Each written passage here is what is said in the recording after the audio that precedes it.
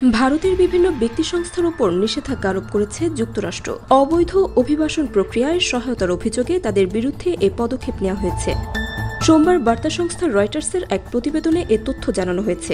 প্রতিবেদনে বলা হয়েছে, অবৈধ অভিবাসন প্রক্রিয়ায় সহায়তা করায় একাধিক ভারতীয় ট্রাভেল এজেন্সির মালিক ও শীর্ষ কর্মকর্তাদের উপর ভিসা নিষেধাজ্ঞা জারি করেছে যুক্তরাষ্ট্র।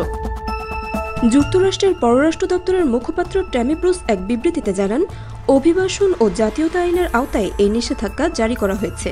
যুক্তরাষ্ট্রের ভারতে অবস্থিত মিশনের কাছ থেকে প্রাপ্ত তথ্যের ভিত্তিতে এই সিদ্ধান্ত নেওয়া হয়েছে বলে জানানো হয়।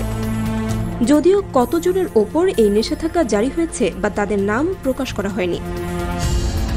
ব্রুস বলেন, আমরা অবৈধ অভিবাসন নেটওয়ার্কগুলো বন্ধ করতে ট্রাভেল এজেন্সিগুলোর মালিক, নির্বাহী এবং উচ্চপদস্থ কর্মকর্তাদের বিরুদ্ধে ভিসা নিষেধাজ্ঞা আরোপের পদক্ষেপ অব্যাহত রাখব।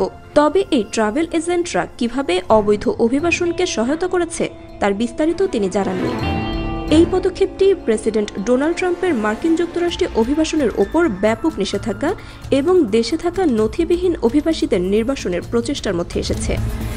এছাড়াও ভারতে অবস্থিত মার্কিন দূতাবাস একাধিকবার সামাজিক যোগাযোগ মাধ্যমে ভারতীয় নাগরিকদের উদ্দেশ্যে সতর্কবার্তা দিয়েছে। এতে বৈধ সময়সীমার বেশি সময় যুক্তরাষ্ট্রে অবস্থান না করতে নির্দেশনা দেওয়া হয়েছে। এই সময়সীমা লঙ্ঘন করলে তাদের যুক্তরাষ্ট্র থেকে বহিষ্কার ও স্থায়ী ভ্রমণ নিষেধাজ্ঞার মুখোমুখি হতে হবে বলেও সতর্ক করা হয়েছে।